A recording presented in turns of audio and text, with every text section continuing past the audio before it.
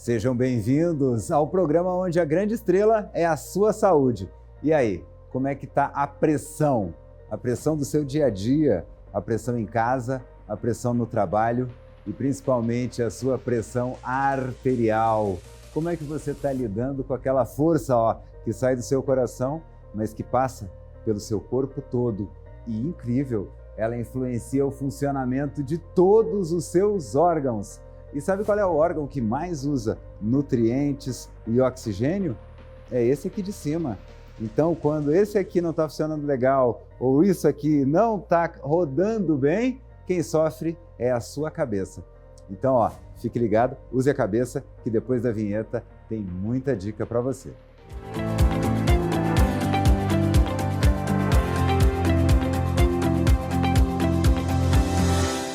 A gente está de volta com as dicas da doutora Caroline Consuelo de Souza, com o nome de protagonista de novela, ela que é cardiologista especializada então em hipertensão ou a famosa pressão alta. Você que está com aquele pescoço sempre vermelho, e eu quero saber até isso aí é sintoma? Seja muito bem-vinda, doutora, obrigada pela sua presença. Muito obrigada pelo convite, poder participar, falar de hipertensão arterial, uma doença tão importante, tão relevante no mundo, uma das principais causas das doenças cardiovasculares. As doenças cardiovasculares são as doenças que mais matam no mundo todo, matam mais do que as neoplasias, que são os cânceres, né? A hipertensão, ela é a causa base de insuficiência cardíaca, de doença renal crônica e das doenças cerebrovasculares, né? São essas as principais causas de morte no mundo todo. Pois é, a gente fala assim, a gente ouve falar o derrame, né? O famoso derrame. Sim. O fulano teve um derrame. O derrame, a gente fala, é a veinha do cérebro que estourou, nanana. Ela estourou porque veio muito forte daqui, porque ela está ressecada? Quais são os fatores? Porque a gente fala é aqui em cima, mas não nasceu aqui em cima esse problema, Sim, é isso? A causa veio do coração, na maioria das vezes, né? O derrame, que é o acidente vascular cerebral, que é o AVC, ele tem as causas, que pode ser um coágulo, que foi gerado no coração, por arritmias muitas vezes. Esse coágulo, ele se desprende, vai para o cérebro e interrompe a passagem do sangue, né? Causando o AVC isquêmico. A hipertensão, ela gera muitas vezes, às vezes um AVC hemorrágico por aneurisma. O paciente tem um pico pressórico e esse aneurisma se rompe, fazendo um sangramento intracraniano. Aí é o AVC hemorrágico. Então, essas são as causas geralmente por hipertensão. O paciente pode fazer doença vascular, doença cerebrovascular, até Alzheimer, né? Alguns quadros de demência por hipertensão também.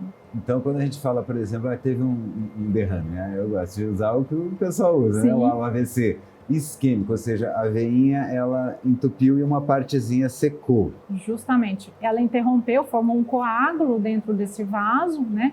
Esse coágulo pode ter sido por um coágulo dentro do coração, que foi causado por arritmia, ou um coágulo que foi gerado na placa de gordura na carótida, né? Que também foi causado por hipertensão. A hipertensão, ela nada mais é do que exercer uma força maior sobre esse vaso, né? O vaso, ele sofre forças, pressões cronicamente. O sangue, ele vai passando com gordura. Essa pressão, ela vai lesionando cronicamente o vaso. Lesionando, a gordura vai lá, acumula e gera a placa de gordura. Quando ela gera a placa de gordura, às vezes essa placa se rompe, forma um coágulo e faz o AVC. Mas eu não preciso me preocupar com isso, doutora, porque a minha avó diz que se eu tomar uma aspirina por dia, isso não vai acontecer comigo. É fato ou é fake uma coisa dessas? A aspirina é uma medicação para afinar o sangue, né? Um antiagregante plaquetário que é para afinar o sangue. Seria para prevenir. Os estudos não reforçam na população em geral usar essa medicação para prevenir. A gente usa mais para prevenir novos eventos, ou seja, um paciente que já teve um infarto, um paciente que já teve um AVC, um derrame, usar essa medicação para prevenir novos eventos. Para quem nunca teve, não é a maioria das pessoas, não é a maioria da população que a gente prescreve. Às vezes, tem umas pessoas que têm indicação, uns diabéticos, alguém que tem uma aterosclerose, que é a placa de gordura que seja bem acentuada. Por mais que ele não tenha tido, alguns pacientes se beneficiam de usar a medicação para prevenir, mas não são todos, porque tem risco de sangramento usar essa medicação. Então, se eu não tenho nada, não devo tomar. Não, por conta própria, sem recomendação médica, a gente não aconselha. Que a gente estava falando, né? Vai lá, entope a veiazinha, para de ir, esse é o isquêmico. Se eu tomar muita aspirina e o meu sangue ficar muito ralinho, eu posso ter mais chance de ter o outro, o hemorrágico? Sim. Que aí, digamos assim, a veia estouraria e... O vaso fica mais frágil, né? Tem uma fragilidade capilar maior. Além de sangramento do sistema nervoso central, o paciente também tem risco de fazer sangramento no trato gastrointestinal, né? Hemorragia digestiva, né? Às vezes vomitar sangue, ter sangue nas fezes, né? Então é uma medicação que ela tem efeitos colaterais, tem os riscos de usar a medicação indiscriminadamente. Então tem que ter uma boa avaliação médica para usar a aspirina. E vamos dizer o seguinte, a gente está até agora falando do cérebro. A hipertensão, quais outros órgãos ela pode atingir? Ela pode afetar o organismo como um todo, né? Começando de cima para baixo, da cabeça aos pés. Do motor à lataria. Todo. Doenças cerebrovasculares, que é o AVC, né? A parte cardiológica, fazer o coração crescer, causar insuficiência cardíaca, né? Cronicamente, níveis pressóricos mal controlados pode gerar o que a gente fala miocardiopatia hipertensiva, que é o crescimento desse coração. O coração, no começo, ele começa a engrossar, como se fosse o músculo que vai para a academia.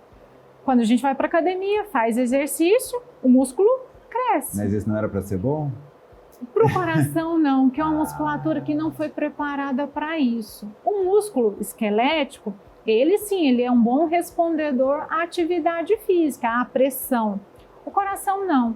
Ele no começo, ele começa a engrossar, crescer, ficar grossinho. Com o tempo, ele perde essa força e ele cresce, dilata e fica fino. Ele no começo ele ficou grossinho, que a gente até fala no começo, às vezes uma insuficiência cardíaca com fração de ejeção preservada, né? Que a força dele ainda é preservada, mas só a altas pressões de enchimento, né? Se essa pressão ela ainda continua ali persistentemente alta, o coração está tentando vencer aquela resistência, né? O coração nada mais é do que uma bomba. Essa bomba tem que jorrar o sangue para o resto do corpo, né? Se o cano, por exemplo, ele está fechado, ele está rígido, esse coração tem que exercer mais força para poder empurrar aquele sangue para ele passar. Ele vai crescendo, ele vai engrossando, só que chega um momento que ele perde essa elasticidade, a complacência, que é a parte de dilatar, relaxar, encher e contrair. Ele cresce e fica grande e fraco, que é a insuficiência cardíaca. Então não adianta ser grandão e fracote, não tem adianta. Que ser ali do tamanho certo e forte. Pequeno, né, para o tamanho dele, o tamanho normal e forte. E o que a gente precisa fazer para manter ele forte? Aí tem muitas coisas que a gente pode fazer, principalmente controlar os fatores de risco. A hipertensão é uma delas, né? Um dos principais fatores de risco, né? Aí a gente estava seguindo, né? Descendo, né? O coração é afetado pela hipertensão. Os rins também são afetados pela hipertensão, né? Níveis pressóricos cronicamente. O que são níveis pressóricos? A pressão alta. A pressão alta. A pressão alta. A pressão que está lá, ela está persistentemente alta, descontrolado. O que seria esse alto? 14/9 é o nosso limite de consultório, né? Então, se a pressão cronicamente está elevada, também pode afetar os rins, que é a doença renal hipertensiva, O paciente pode ir desenvolvendo doença renal crônica e mesmo indo à hemodiálise, né? Pode chegar a isso? A hemodiálise. Um dos principais fatores dos pacientes dialíticos, né, é a hipertensão, é a pressão descontrolada. A gente foi entrevistar lá numa clínica de hemodiálise. Por que o senhor está aqui? Porque minha pressão era alta. E existe uma coisa, tem gente que a minha pressão sempre foi 16/10. Tem gente que convive com essas pressões. Isso é comum? Isso é natural? Como é que isso acontece? O que a gente vê, né, que muitas pessoas, praticamente a metade dos pacientes, não sabe que tem hipertensão, porque a pressão alta, ela é assintomática, ou muitas vezes tem poucos sintomas muito frustros, né? E o paciente, ele vai seguindo sem tratar. E cerca de 20% dos pacientes que têm hipertensão são adequadamente tratados. Então, 80%... Nossa, só 1 em cada 5. 4 desses 5 aí... não são adequadamente tratados. A pessoa falar que ela sempre viveu com esse 16/10, está inadequadamente tratada. Ela precisa ser adequadamente tratada. A gente precisa perseguir o alvo, que seria 12/8, 13/8, a depender do paciente, né? A cada estudo, a cada diretriz que sai, a gente vem diminuindo esse valor. Antes o 12/8 que era o bom, né? Agora é menos do que 12/8. O ideal do valor pressórico é abaixo de 12/8. Isso foi uma verdade que eu sempre tive na minha vida, que era do 12/8. Não, pressão de criança, 12/8, não é menos. Agora a gente está diminuindo, né? Abaixo de 12/8 é o ideal. De 12/8 a 13/8 já é um valor limítrofe. 13/8 a 14/9 já são valores pré-hipertensão. Isso são valores de consultório, né? Para a gente ter um diagnóstico de hipertensão, tem que ser pelo menos em 2 medidas, né? O paciente tem que vir 2 vezes no consultório, não é aquela única vez que você viu 14/9 que a gente define como hipertensão. O paciente, ele tem que vir 2, tem que falar, eu consultei com outro colega, fui num outro especialista, ele aferiu minha pressão, estava lá 14/9. Doutor, eu sou hipertenso? Não necessariamente. Vamos ver hoje. Se ainda persistir 14/9, pode ser que seja hipertenso. A gente já pode ter um diagnóstico. Mas uma coisa que a gente vê muito também no consultório é o famoso avental branco. O paciente, ele fica ansioso por estar no ambiente hospitalar e ele começa a liberar substâncias no organismo que são oriundas do estresse, né? Adrenalina, por exemplo. O coração acelera, a pressão sobe e a pessoa, doutora, toda vez que eu vejo um médico, minha pressão sobe. Sim. Aí a gente tem que confirmar se aquele valor que o paciente está apresentando ali conosco é fidedigno, se aquele valor é verdadeiro. E é comprovado essa síndrome do avental branco, né? Da pessoa ficar nervosa. E agora, será que eu estou doente? Será que eu não estou? Aí a pressão, o nervosismo da pessoa está lá em cima. Claro que vai dar alteração, sim, né? Sim. A gente faz alguns exames que é para ver a pressão fora daquele ambiente, né? O paciente, às vezes, ele leva o aparelhinho, né, para casa. Tem algumas modalidades de exames, né? Tem um aparelhinho que pode ficar durante 24 horas, né? Super confortável. Super. Assim. O paciente, ele volta Adora. feliz. Feliz. Só que... Mas se precisar fazer, né? Porque muitas vezes a gente precisa ver o valor da pressão à noite, dormindo, né? Tem causas de hipertensão que são secundárias. A apneia do sono, por exemplo. Se o paciente ronca, pode ser uma causa de hipertensão, né? Que é facilmente tratada.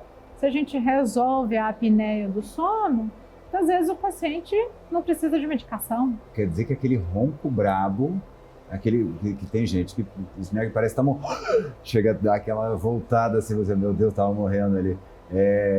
E aquilo ali pode causar a hipertensão? Sim, é uma causa de hipertensão, uma causa secundária.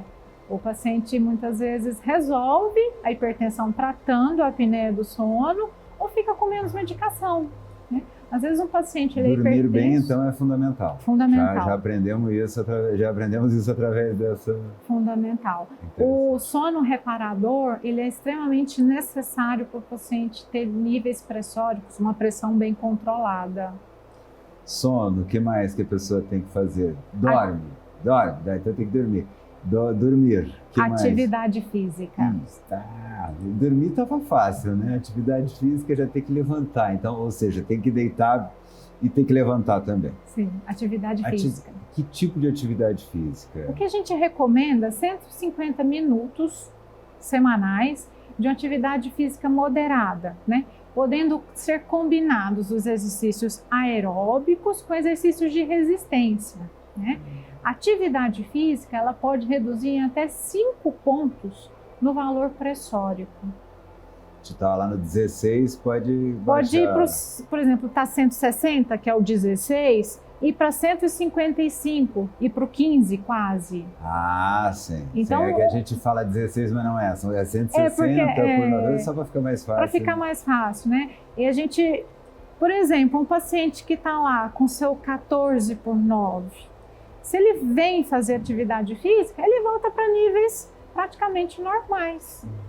Já vem para o 13,5 de pressão. E aí, terminou o exercício, já pode comer aquela picanha bem salgada e a cerveja? Não. Como é que funciona? Não dá. A alimentação saudável também é um dos pilares do tratamento da hipertensão. Né? Uma baixa ingesta de sódio também implica na redução de 5 a 7 milímetros de mercúrio, né? Que seriam esses 5 a 7 pontos, né? Então, a gente fazendo atividade física, tendo alimentação saudável, a gente já reduziu quase que o 15 para o 14, o 14 para o 13, né? Então, a alimentação rica em verduras, rica em potássio, uma boa ingesta de potássio abaixa a pressão. O potássio a gente só sabe que tem na banana. Tem outros alimentos também? Verduras. As verduras são ricas em potássio, né? As frutas, no geral, são ricas em potássio. Substituir, às vezes, o cloreto de sódio, que é o sal de cozinha, por cloreto de potássio. Mas essa recomendação de substituição é mais sugestiva de ser acompanhada com um nutricionista, né? É mais seguro de ser acompanhado pelo nutricionista, mas é uma boa troca, né? Não 100%, trocar 100% totalmente o sal de cozinha pelo cloreto, né, de potássio. Trocar uma parcela dele. E o cloreto de potássio é um outro tipo de sal? É o sal que o pessoal fala às vezes, sal light, né? Ele tem uma mistura, né, e ele é mais rico em cloreto de potássio. Vale a pena? Também reduz níveis pressóricos, né, em torno de 3 a 5 pontos, né, dos níveis de pressão. O sal realmente é vilão? É. O que mais? Quais são os grandes vilões? A alta ingesta de álcool, né, também interfere. O povo me xinga muito por causa do programa. Tu tá apresentando um programa que fala que não é para nós beber, não é mesmo. Para.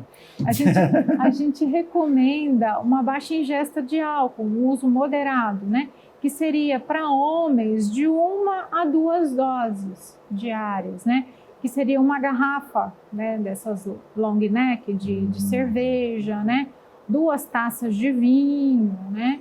Para mulheres ou homens mais magros, a gente recomenda reduzir essa dose à metade, tá? Porque aí o metabolismo do álcool neles é menor, né? Então, tem um uso moderado do álcool. Outra coisa, cigarro. Abolir o tabagismo. Parar totalmente o cigarro. Também interfere em melhora de níveis pressóricos, em até 10 pontos. Opa! Ou seja, uma mudança bastante. Significativa. Bastante. Perda de peso. A cada quilo que a pessoa perde, ela diminui 1 ponto no valor de pressão, né? Então, 10 quilos, 10 milímetros de mercúrio, né? Ou seja, se a pessoa estava com 16, ela vem para o 15. Ela usava mais medicação. Ela vai usar menos medicação. Né? Então, bebida, cigarro, obesidade, São vilões. Sal, sem comentários. Os heróis, bom sono, boa alimentação, exercício físico. E se eu pegar, me cuidei a semana toda, chegou no domingo, pode fazer uma extravagância de vez em quando? As exceções não podem ser as regras, né? O paciente, a pessoa, né, pode fazer ingesta de uma carne mais gorda, uma comida mais salgada, uma vez por semana, uma vez ao mês, um evento, né? Mas isso não pode ser rotina, né? E é fundamental, às vezes o paciente, doutora, aquele final de semana teve festa, eu bebi, aí eu não tomei o remédio. É preferível a pessoa fazer o uso da medicação do que não fazer o uso da medicação. Independente, mesmo na extravagância, sim, independente, é fundamental. A gente vê muitos eventos acontecendo nos finais de semana, né? Às vezes até o paciente chega no pronto-socorro numa segunda-feira. Por quê? O final de semana foi de abuso, né? Abusou de alimentos gordurosos, abusou de álcool, chegou no pronto-socorro com pressão alta, fazendo arritmia, né? Que é o coração disparado. Então é preferível, vai fazer uma festa, um evento, tomar medicação. É fundamental, independente do que a pessoa vá fazer, tomar medicação, né? Isso, a pessoa ela tem que ter uma qualidade de vida. A gente está tratando a pressão para ela ter qualidade de vida. Não significa porque ela é hipertensa, ela é portadora de hipertensão, que ela vai se abster de tudo, de abster do convívio social. Porque até mesmo a pessoa exercendo bons pensamentos, tendo lazer, tendo qualidade de vida, isso também interfere no controle da pressão. Vou falar isso porque existe uma pressão muito grande para você beber, né? Depois que eu parei de beber, eu comecei a sentir isso. Hoje eu não bebo mais nada. E eu até achei interessante, quem tiver aí oportunidade, dá uma olhadinha num vídeo daquele cara que fez o Homem-Aranha, o nome dele é Tom Holland. Ele fala, quando ele decidiu parar de beber, o que aconteceu na vida dele. Meu irmão, você não vai perder nada. É incrível. Não é não. Muito melhor. Eu vou usar a mesma frase do ator que fez o Homem-Aranha. Hoje eu sou a melhor versão de mim mesmo. Melhorei minha família, melhorei tudo a partir do momento. Só que quando eu chego numa mesa, e aí, tu vai tomar o quê? Não, vou tomar uma água, né? Não vai beber, não, tu não bebe, não, hoje tu vai beber, não vou. E isso fica, como assim tu não bebe? Acabou, o papo do boteco inteiro vai ser o fato de eu não beber. E como lidar com essa pressão que a gente tem numa sociedade que é o maior rebanho de bovino do mundo, ou seja, a gente come muita carne vermelha. A gente está acostumado a muito sal e muito açúcar. Os nossos salgados são os mais salgados, os nossos doces são os mais doces. E a gente ainda bebe muito. Como lidar com isso no dia a dia e como é que isso está refletindo dentro do consultório? Cada vez mais a gente vê a população fazendo ingesta de substâncias, de alimentos ultraprocessados, alimentos que têm altas taxas de açúcar, de carboidratos, de gorduras, né, de sódio, né, que é o sal. Isso se reflete no consultório, né? Cada vez mais a gente vê pacientes com pressões mais difíceis de controlar, né? Cada vez mais a gente vê eventos em pessoas mais jovens, né? Infarto em pessoas com menos de 40 anos.